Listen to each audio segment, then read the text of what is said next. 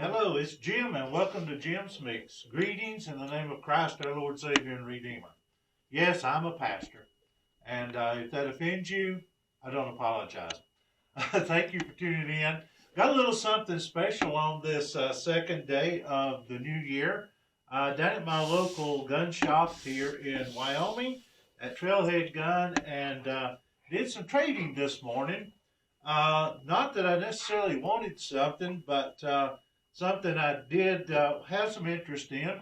It's been out now for about 3 or 4 years, 4 years maybe. It's a Browning Winchester get together and put together something, and it is the 6.8 Western. You've probably heard of it. A lot of flash and a lot of stories around it. Now, I am a 7mm SOM or an RSOM shooter. I love that cartridge. And, I just really like it. But I like things that are a little different. And the 6.8 Western, like I said, I just made a trade with them this morning. So we're going to give it a test and see. Now, this will be part one of the rifle. I'm going to unbox it for you. Of course, it came from the gun store, so they've had it out of the box and so all that stuff. But we're going to unbox it. I'm going to give you some first impressions on it as we look at it. And it is in the Browning X Bolt. This is the Browning X Bolt. Don't even remember what I traded for. And it has a 26-inch barrel. So here we go. Let's have a look at what we've got in the box. Well, we've got the obligated styrofoam for sure. We've got the It's Dangerous books, and be careful. And I tell people handling firearms or anything dangerous, please be careful. Use all safety things. And for weapons, for firearms particularly, never point it at anything you don't intend to destroy. Plain and simple rule there. You got a little plastic here. And it looks like we have a rifle in the box. Plastic. Looks like we have a magazine. Yes, and it is a rotary feed magazine. We have spacers for the buttstock to change length of pull. We have the bolt. By the way, this X-Bolt has a 70-degree bolt throw, which will keep it away from hitting scopes and your hands not hitting scopes. We've got the lock. Of course, have several of those. Extra screws for mounting the stock extensions or reductions. Okay, it's got a matched Cerakoted barrel end and a Allen key. So we'll see what that is. I'm not sure. And another piece that I'm not quite sure. You're getting this just like I get it. It's extra screws. So we'll have to figure out what goes with those. But for today, let us figure out what we've got. And again, this is first impressions. I just traded for it this morning.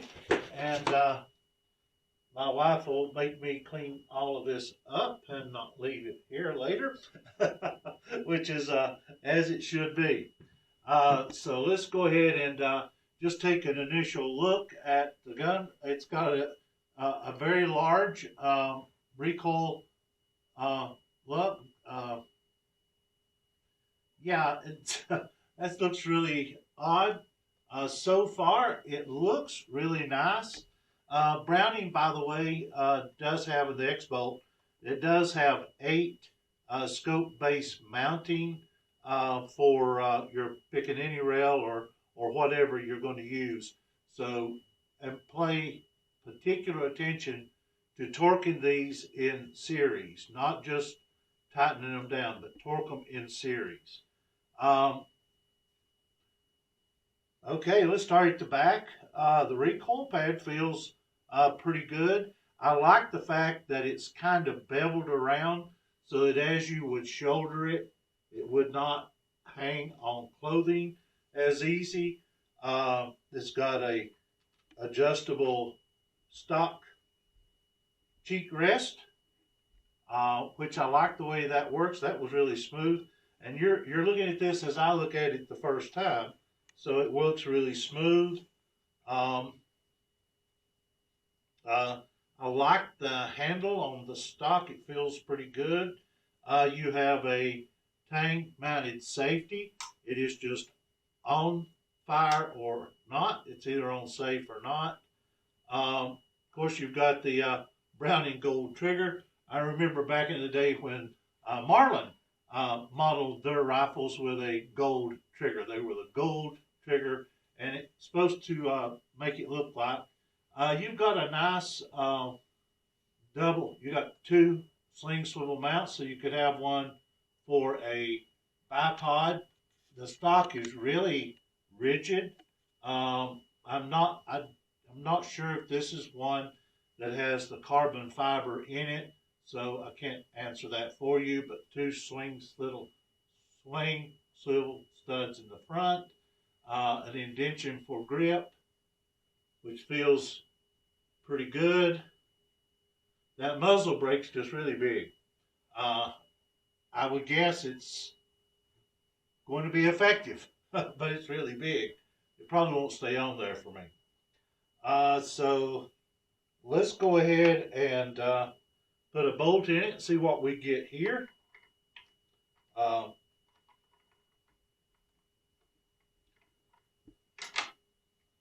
Okay, let's see how it feels. Again, this is just brand new, still got all the mess that new guns come with them. It feels very good, very smooth, no noise, no binding, and that's without being cleaned and lubricated. Very smooth. Now, when it is on safe, you can open and close the bolt.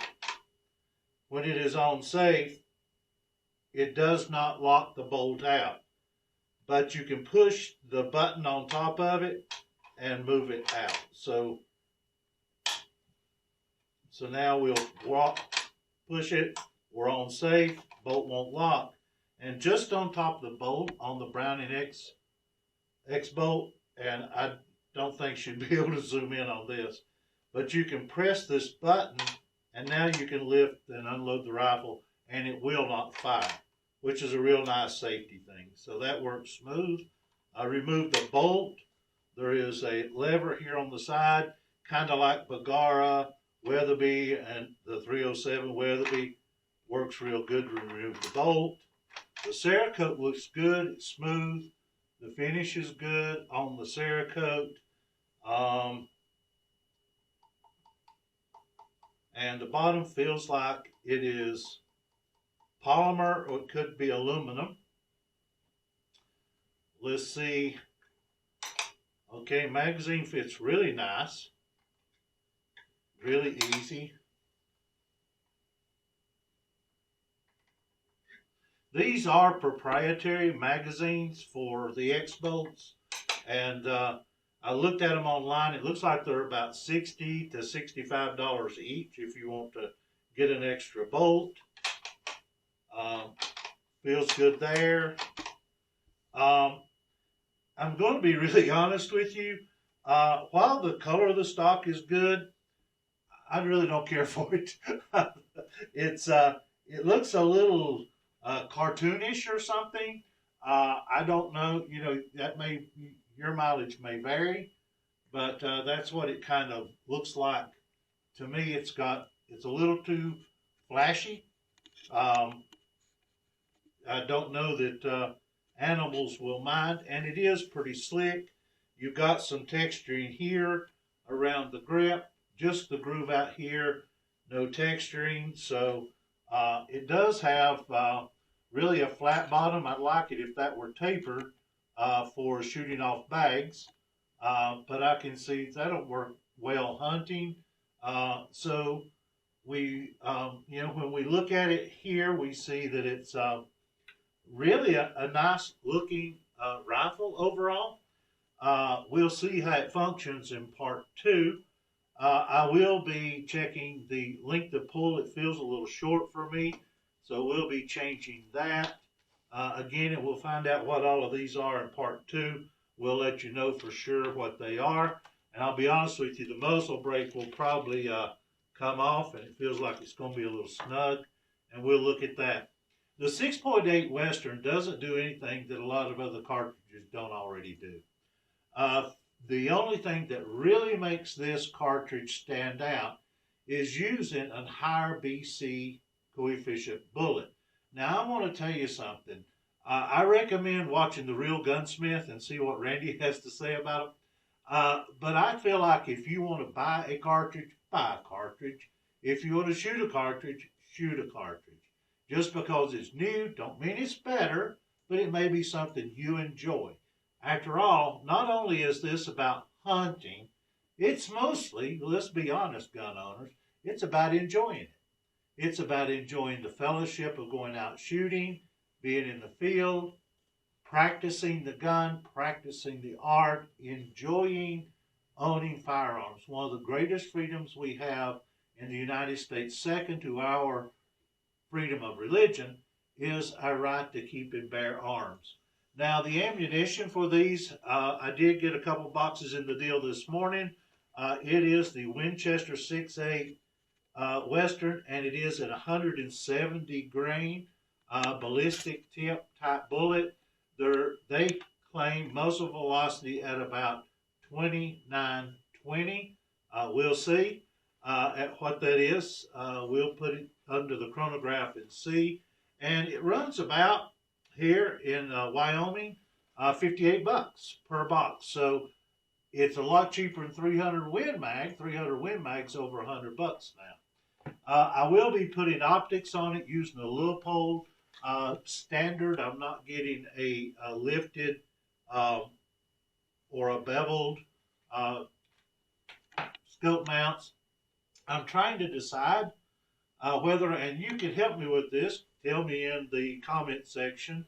I've got the Vortex Diamondback in 3.5 to 10 by 50 with Plex reticle, and I've got a Leupold, and it is a 3.5 to 10 by 40, and it's a VX3 CD. I don't know why they have to have all those names and numbers in them, but they're there. So let me know which one you think would make the best match for this 6.8 Western. And basically, that's what I can tell you about this particular version of the rifle. There are a lot of expo versions of this 6.8. There are several of the rifle manufacturers are now chambered, of course, for the 6.8. Reloading supplies are a little harder to find. Brass seems to be harder to find. And I would have thought 4 years after its introduction, we would have saw more brass availability and reloading supplies available. So that's it for an unboxing, kind of initial impressions. I'd probably give it at this point about an 8 out of 10, 8.5. I really don't like this huge muzzle brake. I don't like the tunish finish on the stock. The stock feels good. I'm going to guess it's going to function fine. And at the end of the day, that's what that's all about.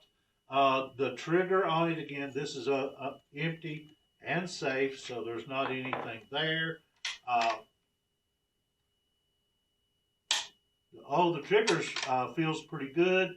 Feels to be about 3.5, 4 pounds. It is adjustable, but it's smooth. There is no creep, there's no crawl, no crunch. It's very smooth. Zero over travel, almost zero. So I look forward to trying that on the range. So again, thank you for tuning in and joining Jim's Mix on this second day of a brand new year. Thank you, thank you, thank you. Subscribe, comment, like, or dislike, whichever you feel you should. Again, thank you for tuning in. This is Jim's Mix. God bless you.